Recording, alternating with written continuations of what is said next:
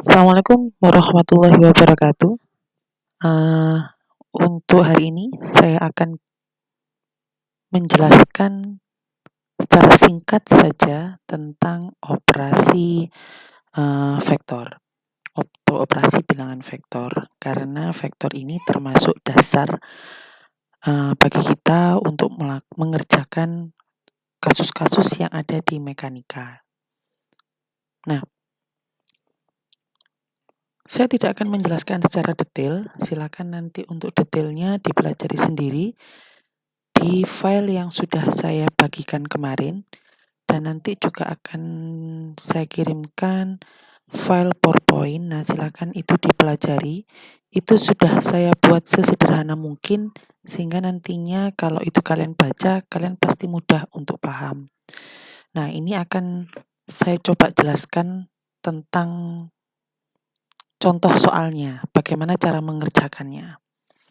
Nah, sekilas saja untuk penjumlahan vektor, kita bisa melakukan dua metode, secara grafis maupun analisis, secara matematis. Untuk secara grafis ada dua metode yang bisa digunakan, yaitu jajar genjang dan segitiga. Nah, untuk jajar genjang, kenapa disebut jajar genjang? Karena pada saat pengerjaannya, nantinya itu akan menyerupai bangun jajar genjang. Nah, jadi misalkan ada vektor A dan vektor B, maka kita pertemukan dulu.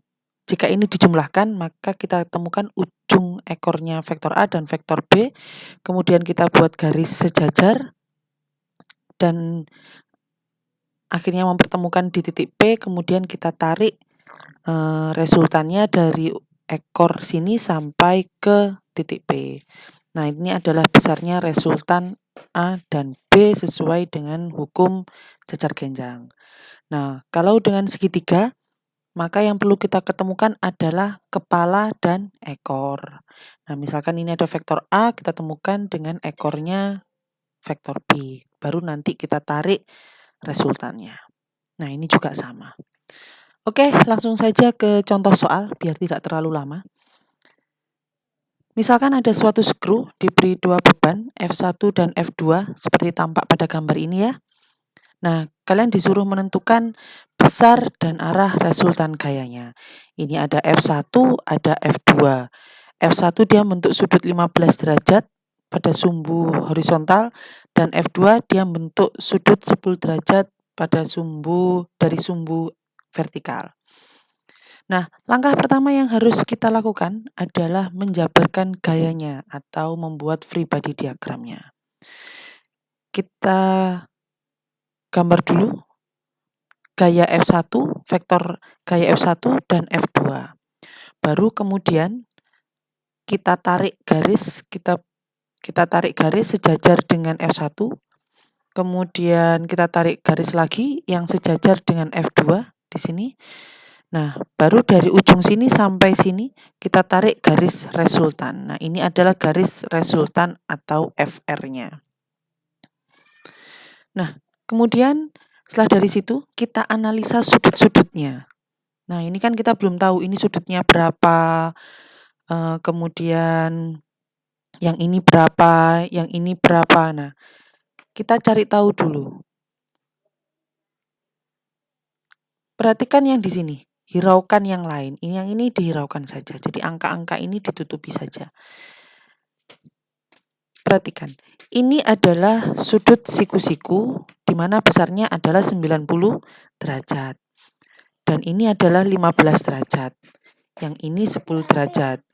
Jadi 90 derajat, kalau kita mencari sudutnya ini, besarnya dari sini sampai sini, kita bisa cari 90 derajat dikurangi 25 sama dengan 65 derajat. Jadi kita tahu sudut ini 65 derajat. Kalau ini 65 derajat, berarti yang ini juga 65 derajat. Nah, tinggal kita cari sudut yang ini berapa. Perlu diketahui bahwa segitiga itu kan sudutnya jumlah totalnya 180. Berarti kalau jajar genjang semuanya totalnya 360. Pintar. Nah, berarti kita bisa cari sudut ini, besarnya sudut ini dari 360 dikurangi 65 dikurangi 65 ya, dibagi 2 karena kan ada 2. Nah, jadi kalau dihitung maka hasilnya 115 derajat. Jadi kita tahu sudut ini adalah 115 derajat dan sudut ini juga 115 derajat.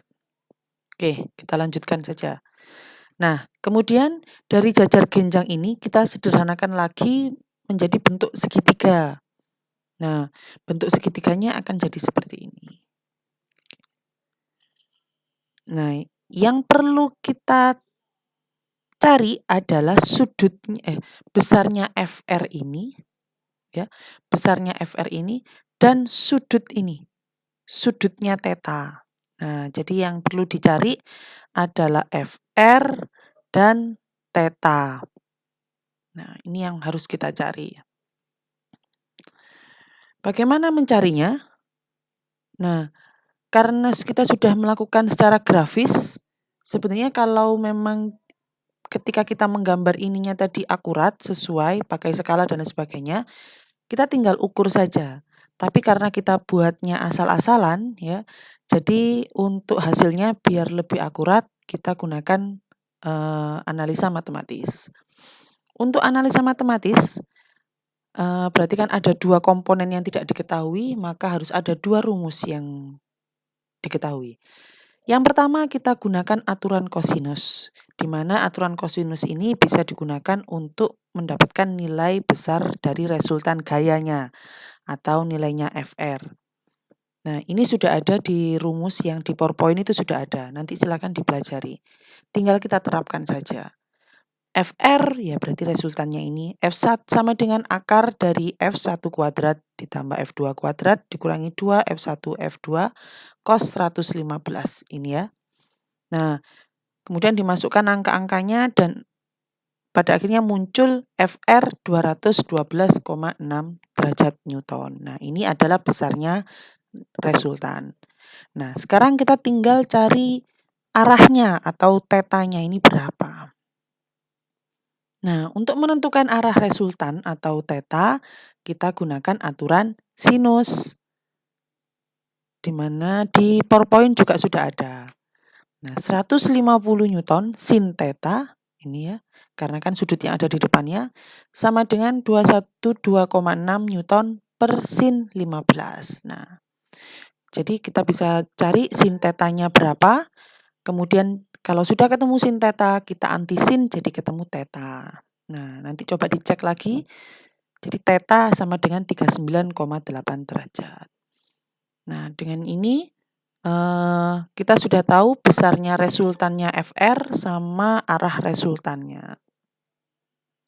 Karena nilainya positif berarti arahnya ke atas dan ini sudah benar. Nah, demikian penjelasan singkat dari saya tentang bagaimana cara mengerjakan vektor atau penjumlahan vektor.